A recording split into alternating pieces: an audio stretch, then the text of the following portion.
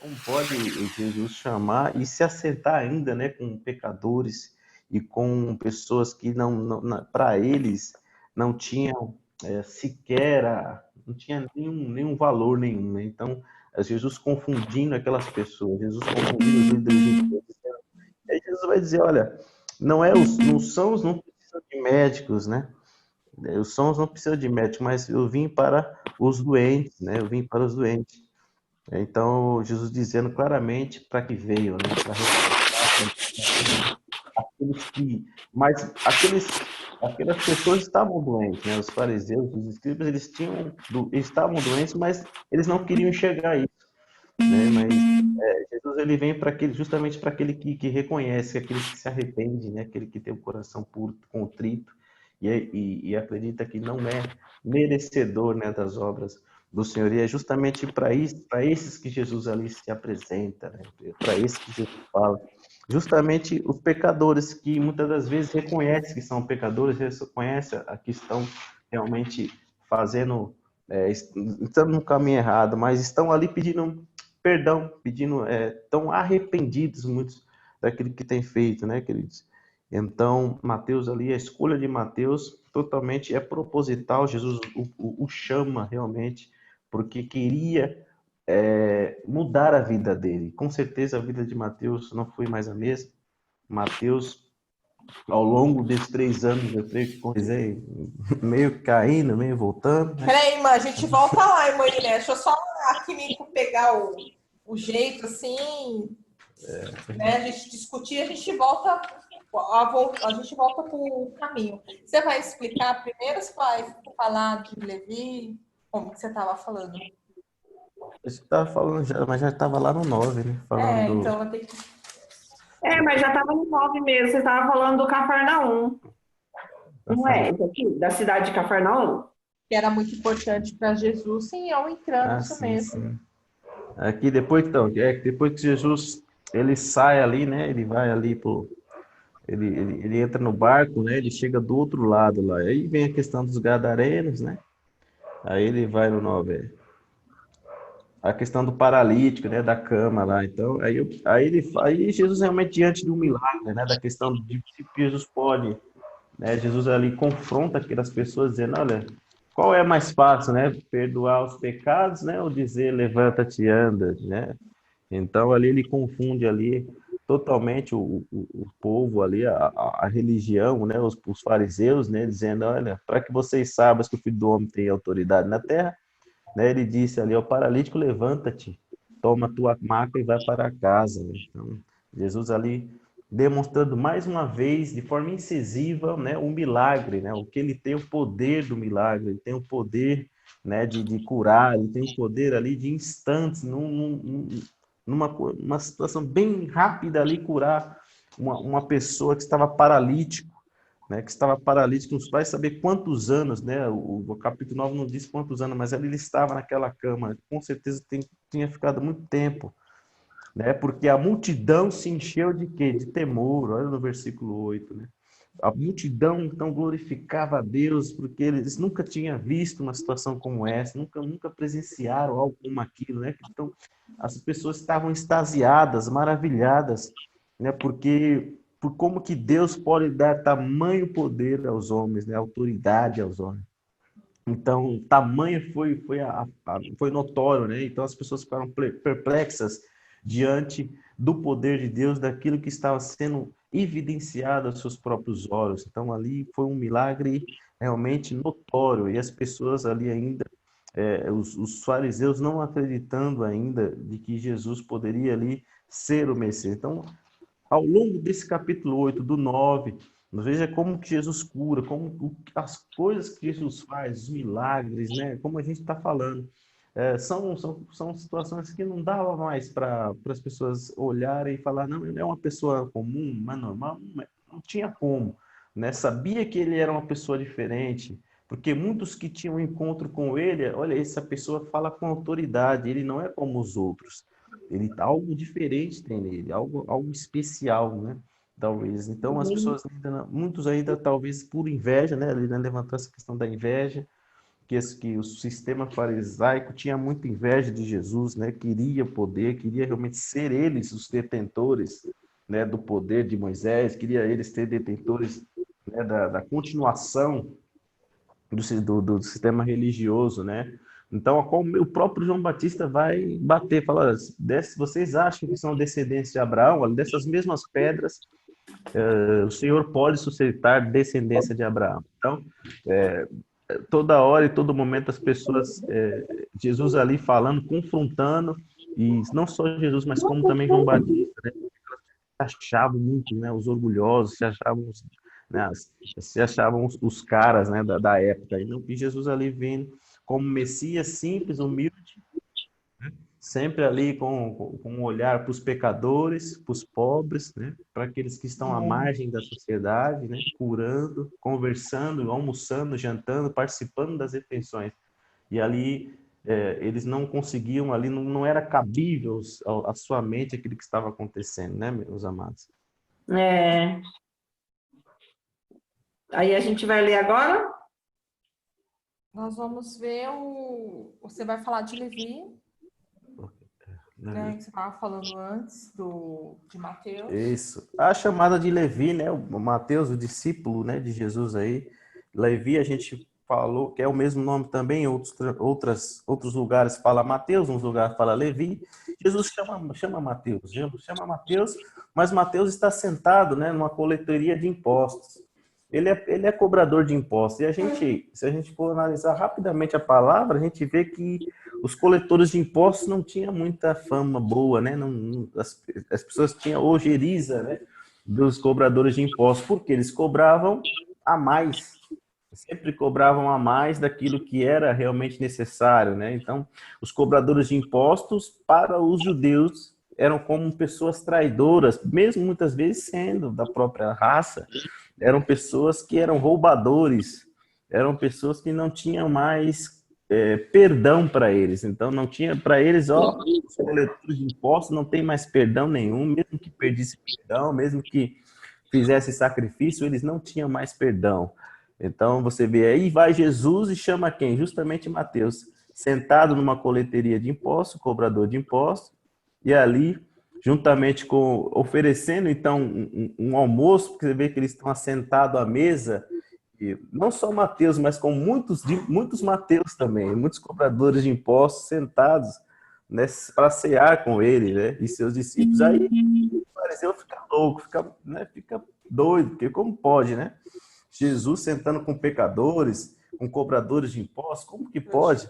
Né? Prostitutas, olha a associação, né, que eles estão fazendo, né? Então, você veja que aí Jesus responde realmente, Jesus concorda realmente, né? Eles são doentes, eles precisam de mim, eles precisam que eu vim para eles mesmo, eu vim para os pecadores, eu vim para esses que têm realmente necessidade e que se arrependem, né, nos seus corações. Então, Jesus vem com certeza para mudar a vida daqueles que querem, né? A gente está comentando sobre isso. As pessoas, aqueles que não querem, com certeza os fariseus estavam doentes por orgulho, estavam doentes pelo poder, estavam doentes pela fama, o poder. Então, eles ficaram cegos. Mas eles precisavam também de Jesus, né? Eles necessitavam de Jesus, mas eles estavam cegos, achavam que não precisavam. Mas e aí, então, por isso que Jesus falou, guias cegos, né? Condutores cegos. Então, Jesus chega até a dizer que eles eram pessoas que eles faziam uma pessoa converter, mas que se tornam piores que eles. Eles se tornam pessoas piores do que ele. Então, realmente, era uma situação muito complicada dos fariseus. Então, eles iam ensinando as pessoas a viverem da maneira que eles estavam vivendo, e era uma maneira errada, era uma maneira do ponto de vista religioso, e Jesus não queria mais isso. Jesus veio com uma nova proposta, uma nova aliança. Ele queria que as pessoas realmente se aproximassem de Deus, né? Através do amor, né? Através do amor. Então, você vê que era o contrário o que os fariseus queriam. E aí, a gente vê que Mateus, muito embora cobrador de impostos, mas Jesus ia transformar a vida dele. como ele transformou a minha, como ele transformou a vida das irmãs também. Então, com certeza, Mateus e o olhar de Jesus, ele é muito... A gente fica pensando como as pessoas olhavam para Jesus e já seguiam, né? Na semana passada A nós gente estava falamos falando sobre sobre isso. isso. O que fez os discípulos abandonarem tudo, abandonar as suas profissões, as suas famílias para seguir a Jesus. Jesus, e a Bíblia é clara ao dizer, olha, Jesus dizia, segue-me, né? E aquelas pessoas largavam tudo e seguiam, né? Você veja João, André, você veja Pedro, né? Largaram tudo e seguiram a Jesus. Então, o que fazia Jesus? Algo especial tinha em Jesus, o seu olhar, talvez, né? E as pessoas, quando cruzava no olhar de Jesus ali, eles viam algo muito poderoso, né? Algo que talvez atraísse, né, a seu coração e a sua mente para Jesus, para poder as pessoas largarem tudo e seguirem a Jesus, né? Um carpinteiro, uma pessoa humilde e simples, né? Ali de Nazaré, e ainda as pessoas largavam tudo e o seguiam. Então, algo especial também com Mateus, que fez com que ele largasse toda a sua profissão lucrativa, né? Que Podia eram... ficar que nem os porcos, né? Podia, exatamente. No 8, né? Porque, querendo ou não, a coletoria de impostos dava dinheiro, dava lucro, né? Porque cobravam muito se a mais, então os cobradores eram os mais abastados. Mateus poderia, logicamente, falar, não, não quero, vou largar meu dinheiro, vou largar minha profissão, para seguir um carpinteiro, para seguir uma pessoa que vem lá de Nazaré, de uma cidade tão insignificante. Para que eu vou fazer isso? Mas algo, veja que algo especial está acontecendo com Mateus. Ele olha para Jesus e algo o atrai, algo faz atraí-lo, talvez pelos milagres que Jesus fazia, que ele, né? Sim, mas algo muito maior, eu creio, que fez com que não só Mateus, mas como todos os outros discípulos, né, largassem todas as suas coisas para seguir a Jesus, né? Que coisa bonita. E nós também Eu temos acho que, assim, eu penso que é o poder também não sei se o Espírito Santo estava agindo, mas o Espírito Santo, ele sempre agiu, mesmo que ele ainda não estava revelado, né? Mas o Espírito Santo sempre estava operando, né, na vida das pessoas. Então, eu creio que é o poder de Deus, eu creio, que foi, né? Porque eu acho que mesmo a gente, né, a gente sabe que nós fomos convencidos através do Espírito Santo, né? glória a Deus. Porque é difícil alguém entender Deus, né? De maneira assim que de tirar a venda dos nossos olhos totalmente para a gente se render a Jesus, né? Porque como que fala? O Tomé, né, ele só acreditou vendo, né? Agora, só que Jesus, ele falou, né? Bem-aventurado aquele que não viu, mas creu, né? Então, eu vejo assim que é só o Espírito Santo mesmo que pode convencer. Porque a gente fala para as pessoas a respeito de Deus e parece que eles continuam a mesma coisa, né? Eles até talvez acreditem, mas não conseguem se achegar a Ele, então. Então, tem esse mistério, né, de Deus mesmo, né, no coração das pessoas. É verdade, tem realmente isso. E aí talvez a gente possa entrar na questão, aqueles que vieram a mim, aqueles que o Pai me dera. Então Jesus, ele vem muito falando sobre algo, sobre isso, aqueles que o Pai me der, de maneira nenhuma lançarei fora. Então existe várias, mas ainda assim tem a graça que é para todos. Então entra realmente em coisas que a gente precisa realmente uma análise muito profunda, né, para saber realmente do que faz, que é a questão do Espírito Santo que nos chama, né? E claro que ele que nos toca e convence e que faz a obra, como ele fez na minha, na sua vida, né? Na vida da Lili. Então, e naquela época que às vezes as pessoas estavam tão aculturadas com a mentira, né? Igual a nossa irmã Kimiko fala sempre, eles estavam realmente, não estavam entendendo, porque há muito tempo isso não ocorria, né? Há muito tempo não se havia milagre em Israel, devido a esses 400 anos de silêncio, a qual entre o Velho e o Novo Testamento. Então, as pessoas estavam totalmente ali, talvez com as suas fés, totalmente alheias, entregues a um sistema que se achava detentor, né, de Deus, de ser o representante de Deus, mas não eram, estavam totalmente contaminados, estavam totalmente fora da verdade, né? Aí vem Jesus, algo novo, e às vezes as pessoas demoravam assim para para realmente entender o que estava acontecendo, né? Mas Ou muitos rejeitavam, e né? também a questão da Não rejeição. é diferente de hoje, né? Muitos rejeitam realmente e não querem de jeito nenhum, né? Veja lá em Apocalipse, mesmo Deus fazendo as coisas, mesmo acontecendo tudo, muitos não vão querer ainda, né? Não vão querer Jesus. Então, realmente tem pessoas que não, né? Não, Mas eu acho que é a dureza do é muito duro, coração, o né? coração dura. Um coração muito duro. Então, realmente, são situações que a gente não entende, né, queridos? Na nossa natureza humana. Mas É vamos triste, seguindo né? à frente. Mas eu achei interessante você falando sobre o Levi, que ele me fez lembrar, você falando de uma coisa lucrativa que era o trabalho dele, me lembrou do jovem rico, que ele não quis largar, né? As riquezas dele. Levi foi diferente, né? Ele segue-me e ele levantou e o seguiu, né? É aquela coisa da dureza do coração mesmo, né? A pessoa tem que estar pronta para fazer a vontade mesmo, né? Não pensar, né? Mesma coisa daquela passagem lá, espera-me, deixa eu me despedir do meu pai, né? Ele, não, você não, né? Verdade. Verdade. Tem tudo isso. São questões que precisam ser apontadas e abordadas. Então, Jesus, ele fala realmente que os que necessitam deles não são os, né, os bons, mas os doentes, né, os sãos. E aí ele vai falar, portanto, ide aprender, né, o que significa misericórdia, quero não sacrifício, pois não vim resgatar o justo, mas sim os pecadores, né, os pecadores. Jesus termina aí esse diálogo com os fariseus, justamente com essa questão da misericórdia ser mais importante do que o sacrifício, né? Do que realmente o sacrifício que era feito justamente, seguido à risca por os fariseus, né? O sacrifício todos os dias, fazendo tudo aquilo, os ritos, né? Apresentando as ofertas, orando ali, buscando e fazendo, né, aquelas coisas, mas não era do coração deles, eram coisas que eram meras formalidades.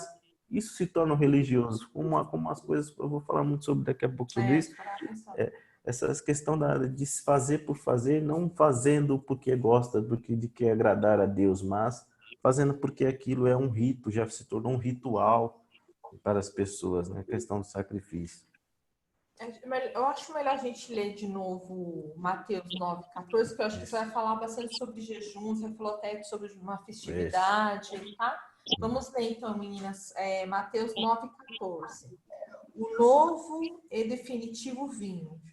Então chegaram os discípulos de João e lhe perguntaram: por que jejuamos nós e os fariseus? Muitas vezes os teus discípulos não jejuam?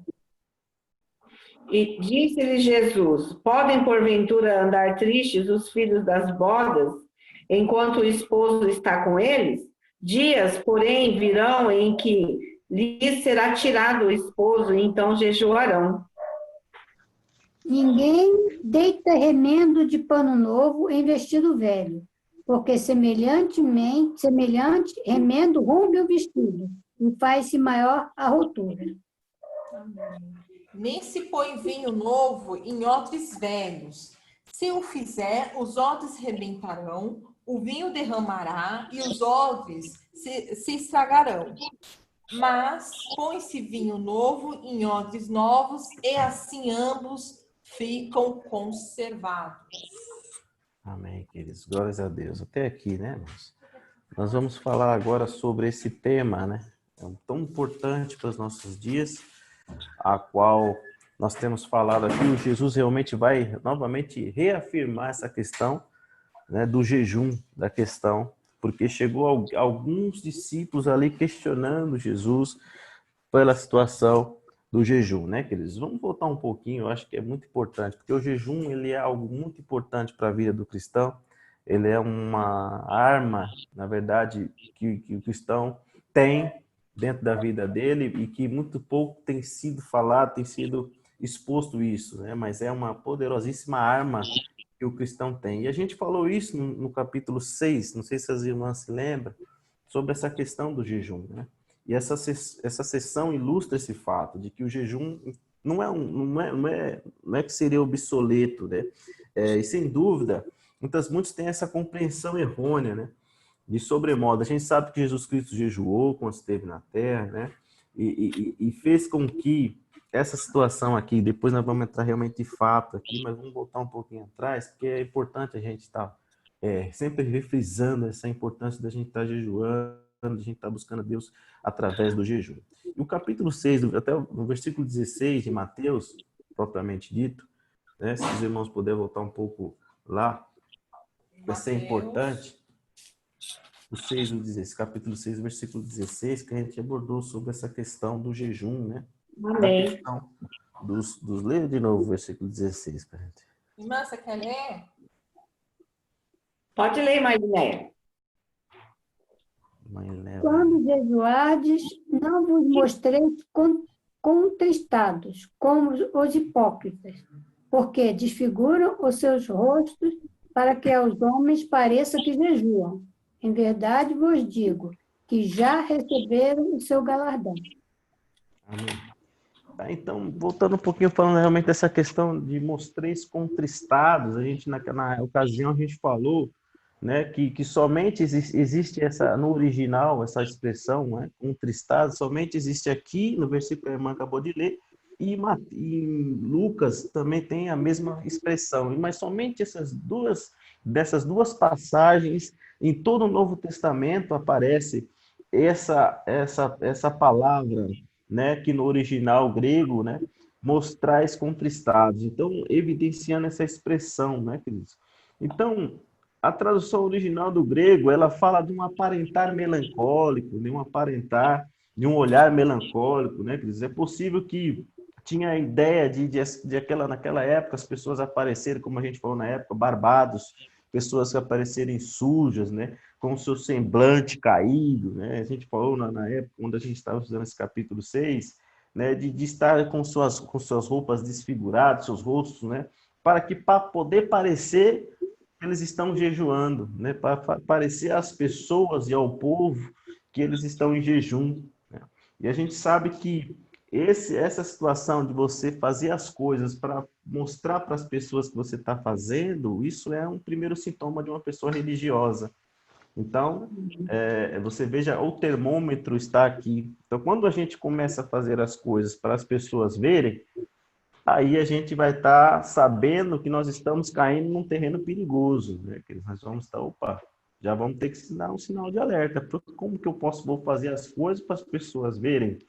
Né? Como que eu vou jejuar e ali mostrar para as pessoas que eu estou jejuando, que eu estou triste, que eu estou totalmente com o semblante caído, e para justamente as pessoas verem. E ao mesmo tempo, depois que eu saio da frente das pessoas da multidão, eu apareço, vou para as festas, igual ocorria com os fariseus na época.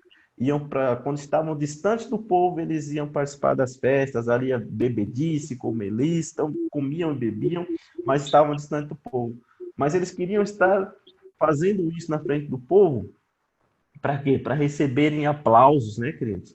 Para receberem ali, para serem notados pelo povo, e ali, olha como é que eles é santo, veja como é que eles jejuam, né?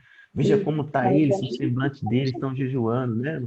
Então, você veja que esse é um primeiro sintoma que a gente precisa entender, que é das pessoas que são religiosas, né? Fazer as coisas para que as pessoas vejam, não porque fazer as coisas para Deus. Você vê que a motivação já está errada, né? Quando a motivação é errada e eu fazer as coisas para que as pessoas vejam, a minha recompensa já está por ali, né? já tá aqui. Então a recompensa fica no raso. Ou seja, eu vou depender. A minha recompensa é um aplauso, é um olhar aprovativo, mas não fazer pensando nas coisas de Deus, fazer para Deus, né? Então você veja, nós precisamos voltar a entender isso, porque a gente não está alheio, nós estamos alheios a isso, mas nós não estamos isentos. A qualquer momento, a gente sabe que o nosso coração é enganoso e a gente pode cair numa armadilha dessa aí e começar a fazer as coisas para as pessoas verem, né? Não porque a gente quer ter uma comunhão com Deus, não porque a gente tenha um propósito com Deus, não porque a gente quer ter um fortalecimento espiritual, né, com Deus, não porque eu sei que o jejum é uma arma e eu preciso ter essa arma, eu saber utilizar, porque a nossa luta não é contra carne e sangue, mas contra principados e potestades. Então, precisamos entender isso. E as pessoas realmente têm feito muito hoje em dia, né?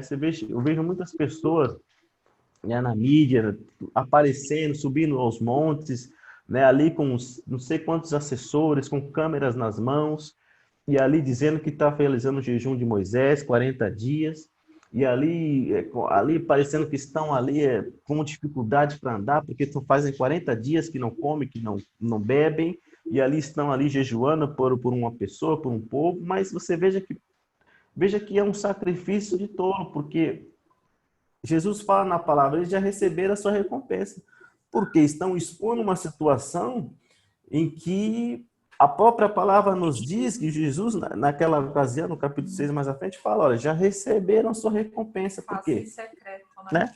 O que fazem em secreto. E hoje a gente vê essa banalização, né? Quer dizer, as pessoas fazendo as coisas de maneira de receber aplausos, né? Dos outros, de receberem louros, de receberem elogios. E a gente vê que o próprio Jesus não ensina dessa maneira. Então aqui já vai mais uma vez um sinal de alerta para nós, né? Que nós possamos fazer sempre o jejum com uma motivação correta, né? Como nós temos feito para o nosso fortalecimento, né? Para que a gente fique fortalecido por uma causa nossa mesmo, com um propósito, né? Um propósito que a gente tenha feito com Deus, né? E ali Deus está olhando com certeza e automaticamente nos fortalecerá, né? Nos fortalece para as batalhas. E nesse momento em que o tempo está se esgotando, nós precisamos ter essa rotina de jejum, né? Muito importante, né? Você vê que o próprio Jesus, antes de iniciar o seu ministério, ele jejua, né? Você veja ali, depois dele ser batizado, ele vai jejuar 40 dias, porque ele sabia que daqui a uns poucos instantes ele enfrentaria o adversário, né? O adversário. E ali que viria contra ele com investidas, mas ali, através do jejum, ele se fortaleceu espiritualmente, pôde combater o adversário. E aí Jesus ensina dessa mesma maneira. A gente sabe que Jesus nos deu essa arma, que é através que o jejum, uma das, né? Jejum e a oração também, que é uma dessas armas para que a gente possa nos revestir, para que a gente possa ter mais forças diante do mundo espiritual que se emoldura à nossa volta, né? Então, hoje a gente vê que parece que se o jejum tem deixado de lado, não há necessidade de jejum, não precisa disso, isso aí não pode fazer, porque a gente sabe essa questão abaixo do sistema imunológico e tudo mais, mas a gente sabe que também nós precisamos fazer um jejum, né? Mesmo que de maneira, né, não um jejum de 40 dias, mas um jejum ali para que a gente possa manter a nossa comunhão com Deus, né? Possa manter a nossa espiritualidade, para que possa se manter realmente ativo no mundo espiritual e a nossa autoridade, né, perante as entidades possam realmente valer ali, estar realmente fortalecidas, né, queridos? Então, vale muito a gente sempre refrisar essa importância, né? Eu sei que nós, as irmãs, a gente aqui tem feito os sábados o jejum, isso é muito importante, né? Então, vai chegar um momento em que nós vamos ter que aumentar esse período, porque sabemos que as potestades e estão realmente multiplicando, né? O templo vai se fechando, o círculo vai se fechando, o ciclo vai se acabando, e aí a investida do mal é muito mais forte. E aí, como que a gente vai combater? Né? Através do jejum e a oração, né? Nos fortalecendo cada dia mais. Não é, queridos? Ô, irmão. Oi. Então, continuando no assunto do jejum, uma vez eu queria encontrar uma passagem, eu achei agora, falando de jejum. O irmão me deu lá no Zacarias, né? Aquele lá também fala de jejum, mas a passagem que eu queria encontrar era esse, em Isaías. Isaías 58. Vamos ver. Que fala desse jejum, né? Que Deus, ele não tem prazer, né? Porque eles faziam as coisas assim, que meu irmão falou, né? Que Deus, ele não tinha muito prazer naquilo que eles estavam fazendo, né? Aí, aqui no Isaías 58, 3, começa falando, né? Aqui, Isaías 58, 3. Deixa aí ela encontrar, para ela acompanhar também, que é muito bom essa passagem. Ô, glória. Glórias a Deus. 58, 3. Jejum que agrada a Deus. Amém. Aleluia. tá, Então, pode ir. aqui fala dizendo, por que jejuamos nós e tu não atentas para isso? Está falando para Deus, né? Por que afligimos as nossas almas e tu não o sabes? Eis que no dia em que jejuais, achais o vosso próprio contentamento. Olha só. E requereis todo o vosso trabalho. Eis que para contendas e debates jejuais, e para dardes punhadas impiamente. Não jejueis como hoje, para fazer ouvir a vossa voz no alto. Seria este o jejum que eu escolheria? Que o homem um dia aflige a sua alma, que incline a sua cabeça como junco, e estenda debaixo de si saco e cinza? Chamarias tu a isto jejum e dia aprazível ao Senhor? Porventura não é este o jejum que escolhi? Que soltes as ligaduras da impiedade, que desfaças as ataduras do jugo, e que deixes livres os quebrantados e despedaces todo o jugo? Porventura, não é também que repartas o teu pão com o faminto e recolhas em casa os pobres desterrados e vendo nu, o cubras e não te escondas da tua carne? Então, aqui ele dá mais ou menos assim a vontade de Deus a respeito de jejum, né? Então, nosso jejum é como o irmão estava explicando mesmo, né? Para realmente agradar a Deus, né? Não para o nosso próprio contentamento, né? Como ele diz aqui. Muitas vezes a gente jejua para resolver nossas causas, né? E Deus não é para isso que Deus quer que jejue. Deus quer que jejue para libertar os cativos, como ele diz aqui, né? Para alcançar, né? Para libertar as pessoas que estão aprisionados, né? Que ele fala, né? Que soltes as ligaduras da impiedade, né? Que desfaça as ataduras do jugo. Quer dizer, são pessoas que realmente estão nas mãos do inimigo, né? Então, para isso que a gente tem que jejuar. Por isso que quando Jesus, os discípulos não estavam conseguindo expulsar aquele demônio do menino, e aí Jesus ele falou que eram homens de pouca fé, né? Mas que aí falou, olha, é necessário que tem que haver um jejum, né? Jejum e oração, né? Para que, como que a palavra fala, que a casta de demônios só sai com jejum e oração, né? Então eu creio que seja esse o motivo do nosso jejum, né? Sim, exatamente. Muito bom. Muito bom, eu também. Muito bom. Muito bom. Você veja que Isaías fala realmente dessa opressão, né? Então, essa opressão, malignidade, então algo espiritual, né? Algo espiritual. Então, as pessoas estão presas, estão cativas, igual a irmã está falando, tudo corretamente, né? E Jesus enfatiza, né? Tem certos demônios que só saem com jejum e oração. Então, a gente vê que isso tem deixado de lado, mas são armas do cristão.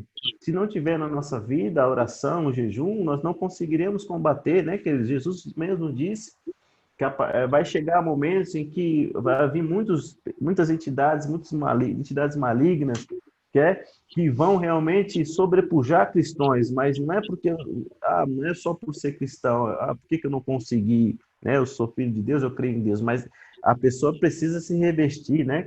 Precisa estar realmente jejuando, buscando a Deus, orando, para que realmente consiga ali realizar, ter a autoridade espiritual necessária, né? Mas ter essa autoridade que Jesus nos deu, né? Mas precisamos buscar, precisamos realmente jejuar, precisamos realmente fazer, orar. Então, esse é o caminho, mas ninguém quer seguir, né, amados, esse caminho. Ninguém quer sacrificar sua carne. Ninguém quer Difícil, orar, né? Então, só quero ser crentes de nomes, né? Cristão, igual o Alan falou, você é evangélico, né?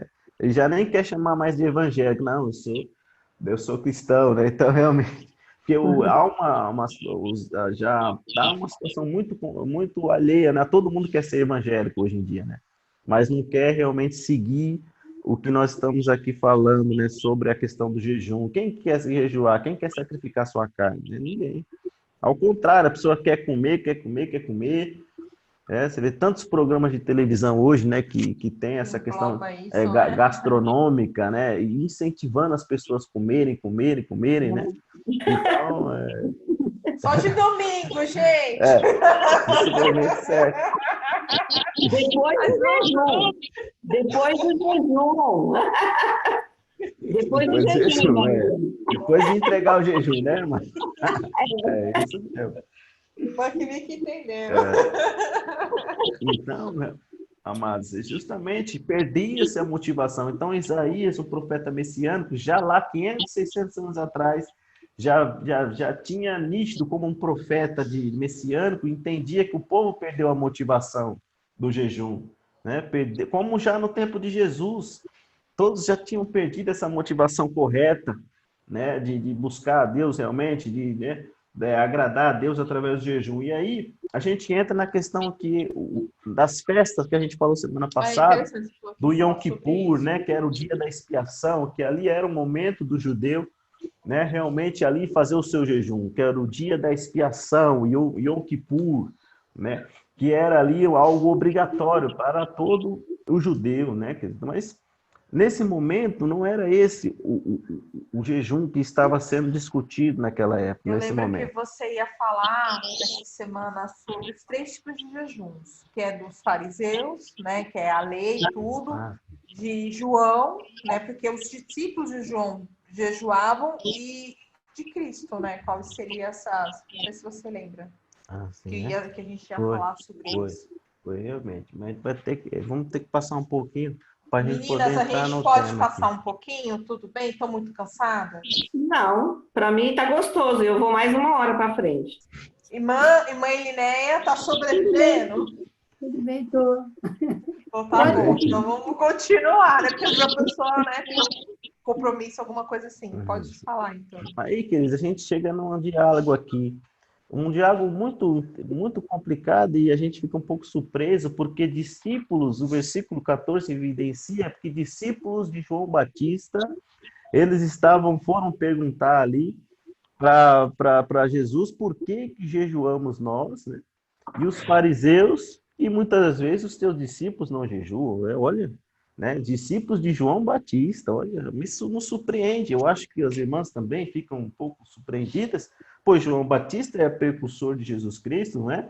João Batista estava ali no Rio Jordão, batizando, sendo ali voz do que clama no deserto, endireitai, né, as veredas, né, preparando um caminho do Senhor Jesus para que ele viesse, né, querido? Então, a gente precisa, então, um pouquinho muito atrás para saber João Batista. Então, existem muitas pessoas que dizem, não pessoas eruditas, pessoas especialistas, que associam, eu acho que a gente já falou sobre isso, de João Batista ser membro de um grupo, né, chamado Essênios, os Essênios. Então, João Batista participava de um grupo judaico que chamava Essênios. Esses Essênios, eles eram umas setas.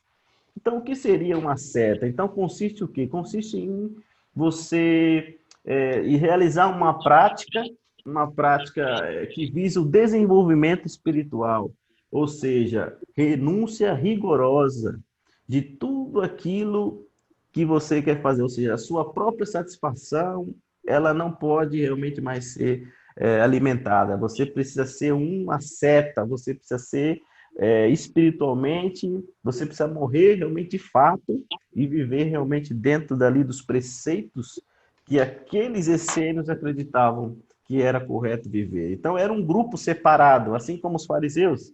Eles eram um grupo que eles faziam eles recrutavam, não podia entrar qualquer um, mas eles recrutavam essas pessoas, e essas pessoas teriam que viver de maneira bem rigorosa, bem ali realmente bem rígida, né, espiritualmente. Então, João Batista, as pessoas associam eles, há evidências de que João Batista estava sendo associado, estava participando desse grupo, ainda que a palavra de Deus silencia. João Batista, através da história, muitos estudiosos levantam essa questão de que ele era associado ao grupo dos essênios, não é?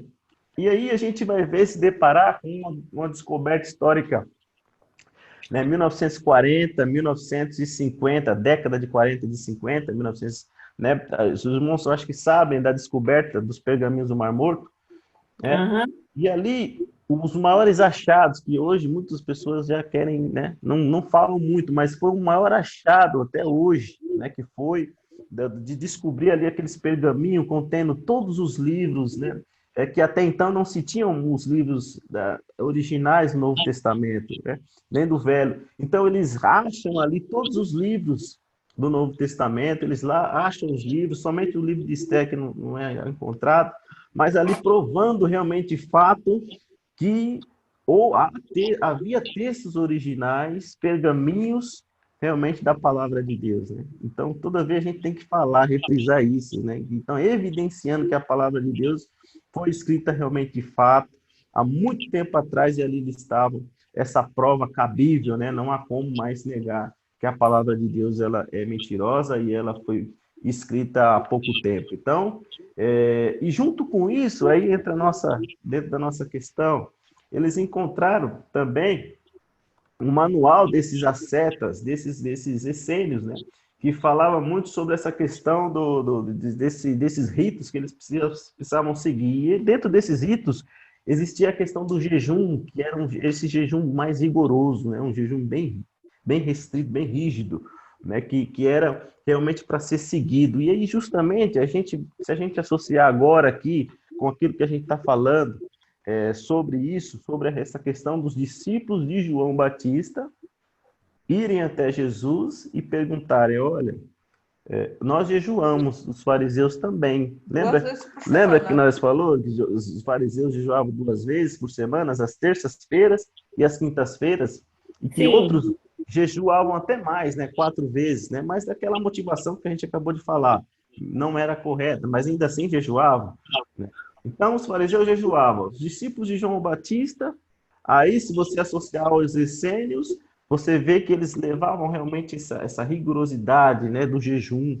Eles também tinham essa questão de fazer esse jejum bem rigoroso, né? E aí eles chegam até Jesus ali falando, estranhamente, por que os judeus, os discípulos de Jesus não jejuavam, né?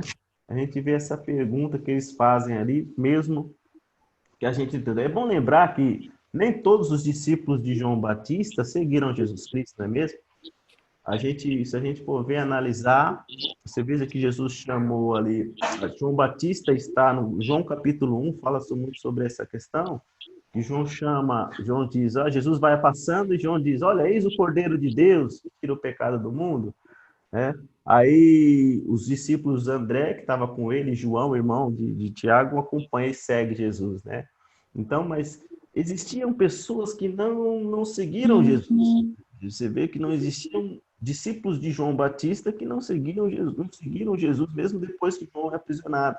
A gente tem uma evidência dessa lá em Atos 19, e os irmãos vão ler para nós aí, Atos de Paulo 19, capítulo 3, versículo 3, entra dentro de uma questão que que isso evidencia muito isso, que muitos discípulos de João Batista preferiram não acompanhar Jesus, preferiram não realmente ser discípulos de Jesus mesmo. Ali vai dar uma pequena palavra aqui que para nós vai ser muito importante. Pode ler? Pode, irmã. 19:3. Perguntou-lhes, então, em que sois batizados, então? E eles disseram, no batismo de João. Mas Paulo disse, certamente João batizou com o batismo do arrependimento, dizendo ao povo que cresce no que após ele havia de vir, isto é, em Jesus Cristo. Amém? Aí a gente vê que, poxa, então quer dizer, então realmente o batismo de João ali entra realmente uma questão bem mais complexa, de que talvez o batismo ali, as pessoas que eram batizadas por João, eles só queriam ser ali, né, batizados por João e acabou, não queriam realmente ali. Aí Paulo realmente vai ali e os batiza. Mas existia um grupo ali evidenciando que não que queriam ficar realmente somente ali com aquilo que João falava, né? Não somente ele, mas talvez os essênios, esse grupo dos essênios ainda era um grupo forte, era um grupo fortalecido nessa época, durante o século I, na qual a gente encontra esses achados ali na caverna de Qumran, lá, né, em 1940 e 1950, na questão dos pergaminhos do Mar Morto. Mas aí evidenciando então esses três grupos diferentes, né, associando então os fariseus, os discípulos de João e ali indo até Jesus. E aí a gente já entra um pouquinho já na resposta de Jesus, né? Entra um pouquinho já na resposta de Jesus, a qual fala da questão do noivo, né? Jesus vai entrar numa questão de casamento aí, ele falando, olha, respondeu-lhe Jesus, é possível que os amigos do noivo fiquem de luto enquanto o noivo ainda está com eles? Né? Jesus pergunta. Aí a gente entra dentro de uma literatura judaica, né, que é a respeito desse casamento que Jesus fala, né?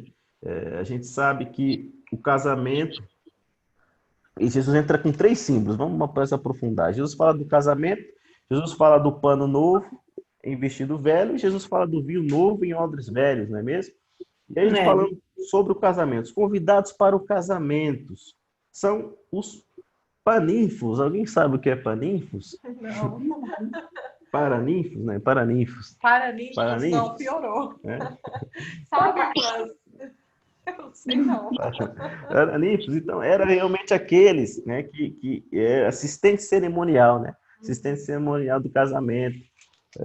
E era ou um guia de cerimônias. Então, os amigos especiais, poderiam ser os amigos especiais do noivo, né, que sentia essa mesma alegria. Jesus está falando justamente isso, os amigos do noivo. Jesus está falando, olha, pode realmente eles deixar de se alegrar com o noivo, né, de estar, eram pessoas que se rejubilavam, porque o noivo, né, vai casar, são os amigos do noivo. Então, expressava grande alegria, porque aquele momento era um momento muito especial, era um momento ímpar ali na vida daquele amigo, daquela pessoa, do noivo que estava para se casar.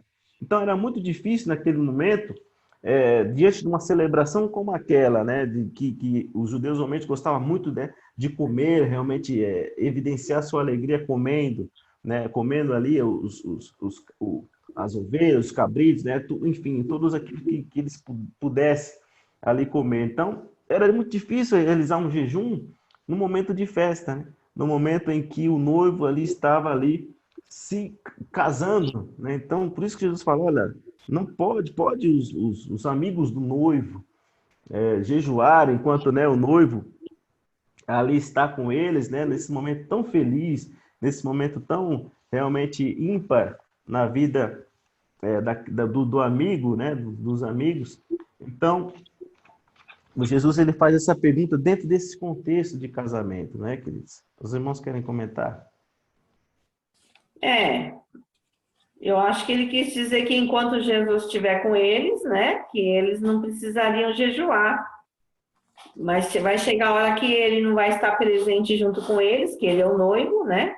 E aí eles iam ter que jejuar como nós hoje, né? Que temos que jejuar porque ele não está mais aqui entre nós, né?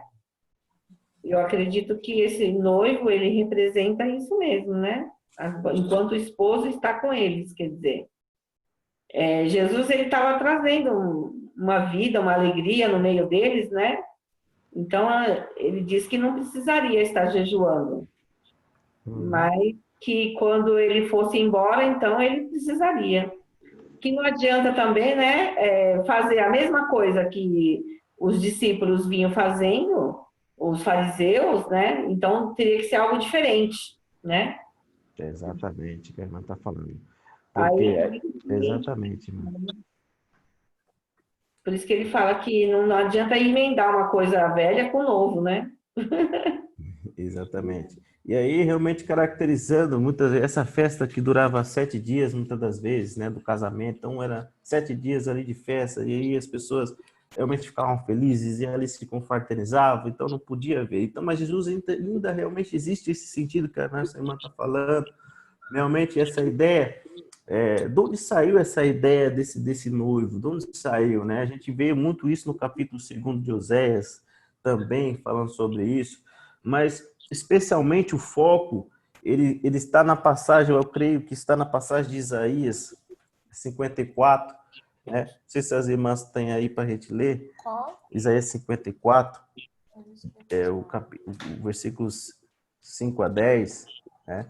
E também Apocalipse 19 também retrata essa Então tá, questão do a noivo. Quimico vai abrir então Isaías, eu vou abrir o... Apocalipse 19, 7 a 9. Ô, irmã Niné, a senhora quer abrir? Tudo bem eu abrir o Apocalipse? Tudo bem, né? Tudo bem. Apocalipse. 19, 7. É 54 o quê? 5 a 10.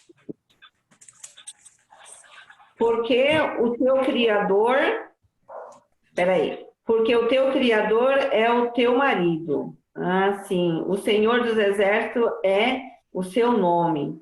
E o Santo de Israel é o teu Redentor. Ele será chamado o Deus de toda a terra. Aleluia.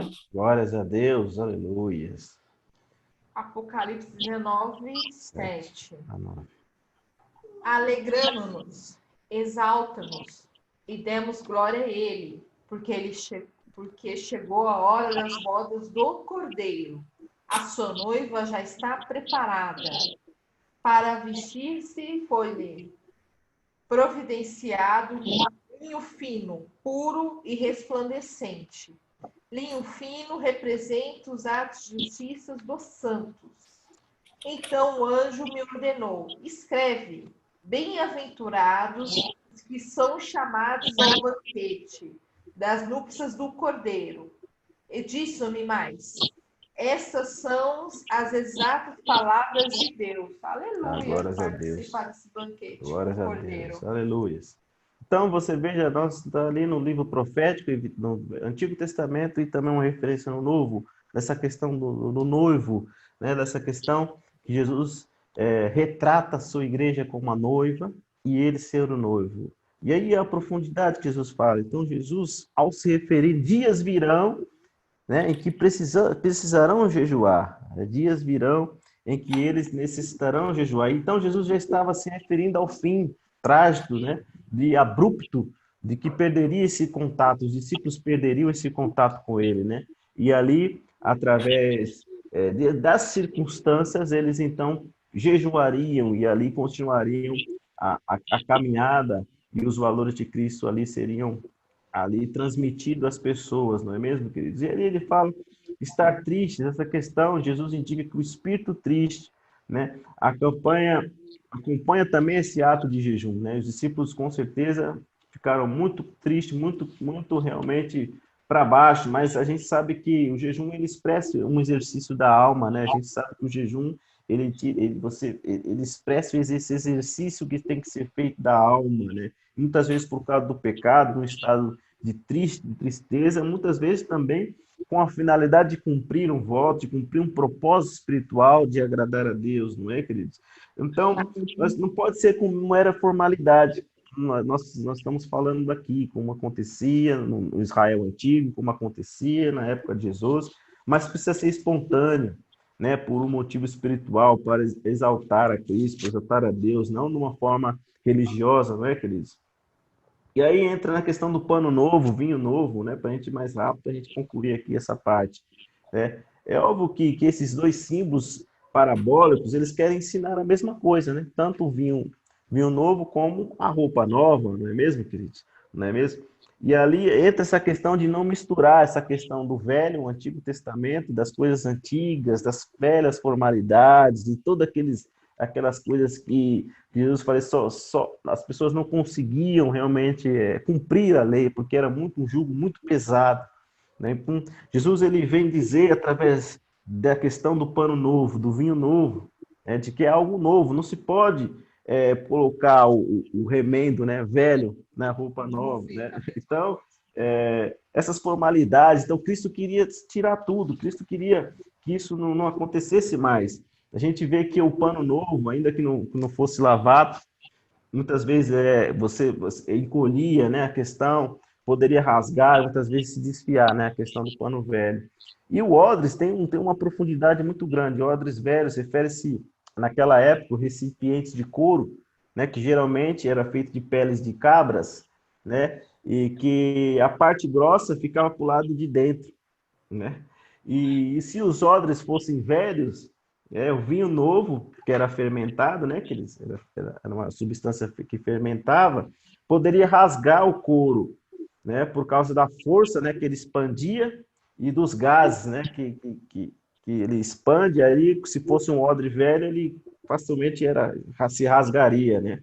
E as duas coisas ensinam a mesma verdade, né? O antigo sistema religioso, como nós temos falado, ele caracterizado pela tristeza, muitas das vezes porque a pessoa não conseguia cumprir toda a lei, não conseguia, ali os fariseus empunhavam as pessoas aquilo, mas não cumpriam, né? Que lei é essa de que era de Deus, que eu faço as pessoas fazerem, mas eu mesmo não faço? Então era uma hipocrisia, era muito pesado, era um sistema que já estava obsoleto, né? Então Jesus ele vem para realmente criar uma nova aliança, é através do amor, é através da graça, né, Cris? A graça que nós não temos favor nenhum, que é favor imerecido, que nós não temos, mas é pela graça que nós somos salvos. Então Jesus quer trazer justamente isso. Jesus quer trazer acabar com essa questão do velho, né, que é tudo novo. Então o vinho novo, ele é ativo, né? O vinho novo é dotado de características fortes também, ele expande também. Assim sendo, a gente sabe que o odre velho, depois de usado, ele fica ressecado, ele fica frágil, né? Ele fica quebradiço, né? E não poderia mais ser usado, né? Não Porque é poderia. flexível, né? O odre, né? Exatamente.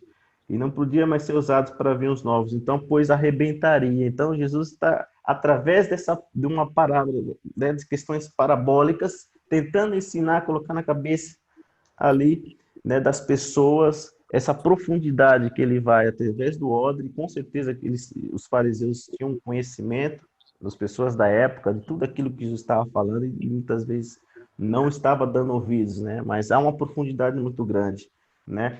E esses símbolos, queridos, para a gente estar concluindo, instrutivos, são símbolos instrutivos que Jesus queria expressar, né? Diferenças entre a nova aliança promovida por Jesus e a antiga religião, né? Do Antigo Testamento. A nova, ela é viva, é expansiva, ela é livre, como a gente fala de cerimônias, ela é livre de formalidades, né? O vento leva, né, para onde quer, o vento sopra onde quer, né? Essas tradições que muitas vezes é impossível, mas a gente tem que sempre se permanecer no novo, né? Aonde se expande para conter uma nova realidade, né? Uma nova jornada com Cristo. Então, é o que nós temos acatado aqui, né? Nós queremos realmente sempre estar nesse novo vinho, sendo esse novo vinho que quer expandir a todo momento, né? Mas a gente quer sempre estar em odres novos, para que nós não possamos, ao expandir aquele odre, né, que é Cristo, representando o Cristo, nós consigamos ali ficar ali dentro e conservar esse bom vinho, né? Então, realmente, há uma profundidade muito grande que quando Jesus fala sobre os odres, que é muito gostoso, que é muito forte, né? Quando a gente vai se aprofundando a gente vai vendo coisas muito, realmente profundas da parte do Senhor Jesus Cristo, não é, queridos? Achei incrível essa coisa do odre, porque realmente somos nós, porque odres novos, né? Maior resistência e flexibilidade, né? Permanecer até o fim, né? Incrível, né? A gente ser comparado a odres, né? A vida da gente é isso, né?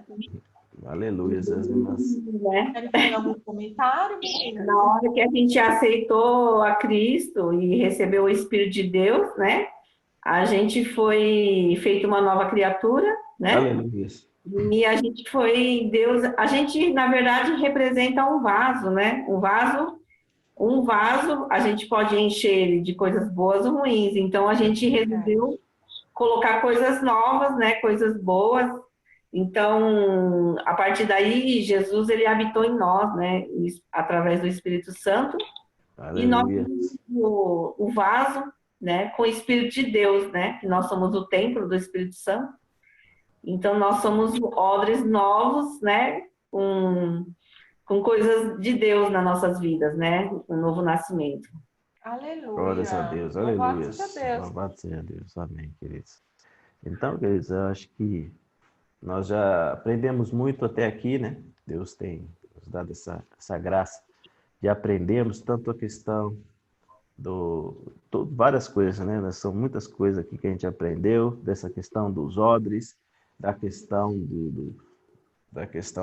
da roupa nova, né? Então, o Senhor Jesus tem nos dado esse Noivo. entendimento, a questão do noivo, a questão, muito profundidade o Senhor Jesus tem nos dado, né, queridos? Da questão do jejum, a gente falou muito aqui, que era importante a gente falar e graças a Deus, Deus tem nos dado essa oportunidade, né, de entendermos sempre a tua palavra, né, que o jejum ele é algo muito importante, enfatizamos sempre essa questão, sempre batendo nessa tecla, porque a gente sabe que os momentos difíceis virão e nós precisamos estar firmes. E como estar firmes diante daquilo que virá?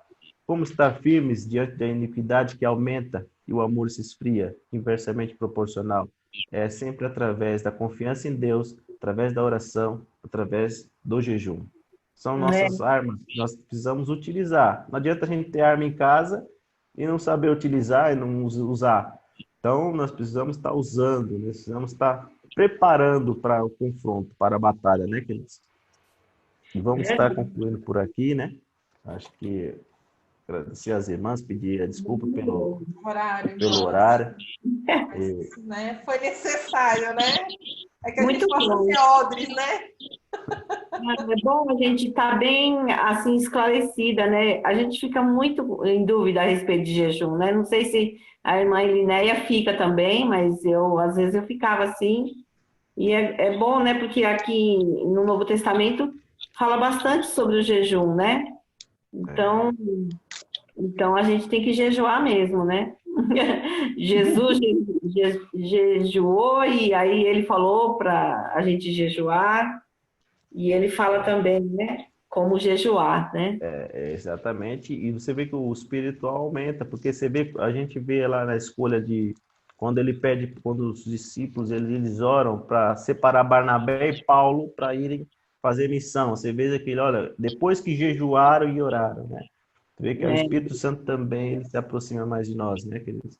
Nos fortalecendo. Então, o nosso espiritual fica melhor. Nós precisamos mais, os nossos ouvidos são aguçados. A nossa visão melhora espiritualmente, ainda que às vezes fisicamente você acha que esteja fraco, né? Às vezes você fica um pouco sem comer, você acha que mais o espiritual ele está fortalecido. Então você vê? Amém. Então isso é bem realmente forte dentro do contexto espiritual. A gente sempre tem que levar para o espiritual, né? Que é a nossa luta é no campo espiritual, nunca nem no físico, né, queridos? Então, é exatamente o que a irmã está falando. Então, Jesus jejuou, tem várias passagens, até mesmo Isaías falando, né, da questão do jejum, né, e da questão espiritual, que ele fala também, realmente, as opressões que existem. Aí Jesus vai falar lá também que certas castas de demônios só com jejum e oração. Então, a gente entendeu por quê, né? Por causa de Isaías 58, né? Claramente, as pessoas não tem como. É claro, Jesus é claro, Isaías é claro, os livros estão claros. Então, estamos aqui para sempre estar alicerçados na palavra. Então, aqueles que quiserem, estaremos realmente juntos, né? Como nós estamos aqui, buscando, né? Alinhando nossas informações. Muito bom. No pensamento próximo, né? Ajudar o próximo também, né, minha amada? Que Deus abençoe grandemente. Vamos estar encerrando nesta